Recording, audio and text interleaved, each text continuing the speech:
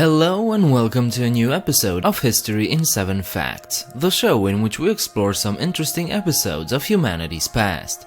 Check out this playlist to watch the entire series, and don't forget to subscribe if you want to see more videos like this one. The HMS Bounty is one of the most famous cases of mutinies in history. Its captain, William Bligh, became renowned for the revolt he provoked on board his ship. In the books and movies that followed, Captain Bligh was shown as a ruthless captain and was at fault for the mutiny that took place. But what if I told you that he wasn't as bad as people think, and that in fact he was one of the most lenient captains in the Royal Navy? This is the real story of the HMS Bounty. On the morning of April 28, 1789, His Majesty's ship Bounty was 50 kilometers south of the Friendly Island in the South Pacific. Captain Bligh was suddenly woken by a bayonet poking him. The crew just entered his cabin and ordered him to keep quiet or face death. Bound by the hands, he was taken on the deck of his ship, where his master's mate Christian Fletcher, a 24-year-old youngster, was supervising the mutiny.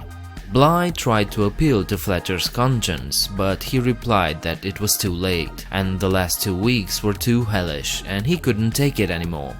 The now former captain and 18 of his loyal crewmen were lowered into a small boat, and as the mutineers celebrated on board the Bounty, they were left marooned in the middle of nowhere. This mutiny became a classic example for generations to come. A group of young men who rebelled in order to begin a new life in a far and exotic location. Now free of any obligations toward the captain and the Royal Navy, the mutineers threw their cargo of breadfruit overboard and named Fletcher as their new leader. Some of their sails were ripped to make new identical uniforms to signify the equal status of all the men. Then they turned the ship towards Tahiti. Why there? Well, the entire crew just spent 6 months on the island and fell in love with the place. Bligh was sent there to collect breadfruit, which was a cheap meal intended for slaves. They had to stay there for so long so that the plants would grow sufficiently strong to not spoil on the way back home.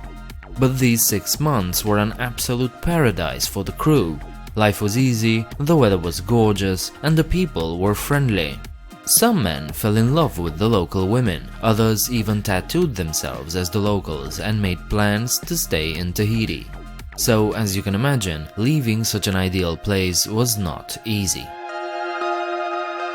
Left marooned in the middle of the ocean, Bligh turned his boat towards the nearby island of Tofua, but the islanders were hostile and the sailors barely escaped alive.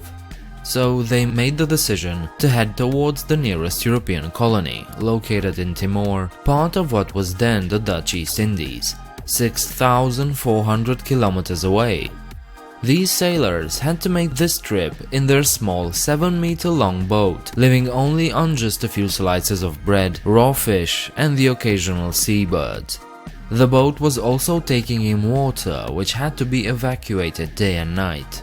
The storms provided them with drinking water, but they also lowered the temperatures greatly. Needless to say, their journey was horrible. But Bligh managed to navigate his tiny boat through the treacherous, largely uncharted waters and dangerous reefs with no map.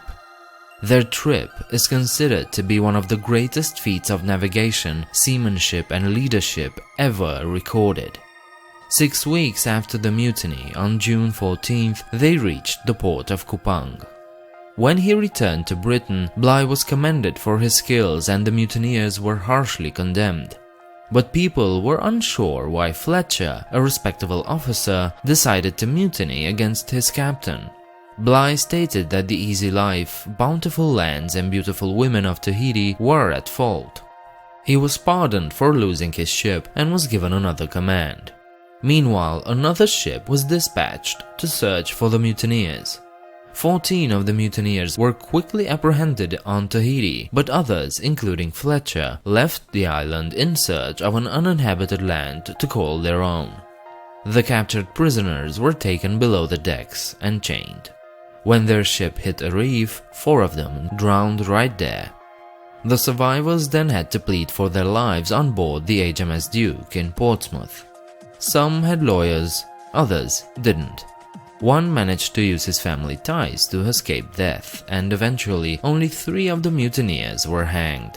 One was only 17 years old and was asleep during the actual mutiny. The trial was not public, so there was never an official statement as to why the sailors rebelled against their captain. Christian Fletcher was very far away and couldn't answer for his crimes, but his brother, a law professor, did.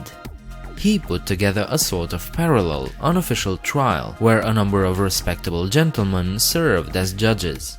These judges came to the conclusion that Captain Bligh exceeded his powers and was way too cruel. Bligh's manners were indeed not his strong suit. He was a self-taught simple boy from Cornish who at the age of 16 enrolled in the Navy. He was no gentleman and he often insulted his fellow officers. Precisely because of this, there was a rift between Bligh and Fletcher. In the 3 weeks after they left Tahiti, Fletcher was the target of Bligh's frequent tirades. Fletcher wasn't used to such behavior, so naturally he felt he was in a hellish situation. Basically, no matter what was wrong on the ship, Fletcher was at fault. In the night before the mutiny, Bligh was heard shouting at Fletcher, calling him a coward and a thief. Because of this, Bligh's reputation was a bit tarnished. The high society of the time rather believed a gentleman of their own than a self-taught lowborn. But the ship's log show a different side to the story. While yes, Bligh was harsh with the words, he was also one of the most lenient captains in the Royal Navy. The archives show that Bligh had the lowest recorded number of corporal punishments on any Pacific ships of the time. During their stay in Tahiti, he even handled 2 deserters with relative kindness. Instead of hanging them, he just whipped them and then reinstated them as sailors. During his trip with the Bounty, Bligh was also a reformer and a forward thinker. He changed the 8-hour watch manned by 2 men to a 4-hour watch manned by 3 men. He also introduced vegetables in the sailors' diet. Ironically, this was one of the reasons of the crewmen's resentment. They didn't like the pickled cabbage and malt. They also didn't like that Bligh was forcing them to keep their shirts and hammocks clean. He also instated a mandatory evening dance to lighten the mood, but he was mocked for it. Bligh was also considered to be stingy with the supplies, but little did they know that the Admiralty would hold from the captain's payment any missing stock. Fletcher's testimony was never heard. He was never caught. He allegedly married his mistress from Tahiti, a gorgeous woman named Mutiny. After a dispute, some of the mutineers decided to leave Tahiti together with their wives and some local men in search of an uninhabited island.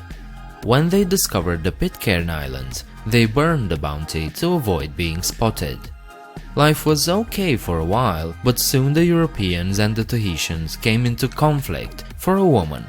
The 2 groups split and faced each other in skirmishes, in which 10 men died, including Christian Fletcher.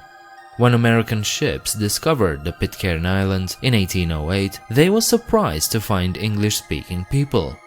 The islanders explained that they were the children of the mutineers of the HMS Bounty. To this day, the Pitcairn Islands are inhabited by their descendants. For Captain Bligh, this mutiny was not the end. In fact, his career flourished. In 1797, he became the captain of the warship HMS Director and later the HMS Glatton. He also became a member of the Royal Society and was offered the position of Governor of New South Wales in Australia. The 18 men that decided to side with him during the mutiny stated that in fact there were more people that wanted to join them, but there was not enough room in the small boat. Bligh was a firm disciplinarian, but he wasn't a cruel man. So, was he guilty of instigating the mutiny on his ship? I guess we'll never know. But the HMS Bounty will surely remain one of the greatest examples of rebellion from the 18th century. Thank you for watching this episode of 7 Facts. I hope this was interesting and informative, and maybe it even inspired you to look into it further on your own. If you liked this video, please thumbs up and subscribe. While you're downstairs, let me know what you think about this video. Consider visiting my Patreon page and become a patron. The link is in the description. I hope to see you next time. Bye.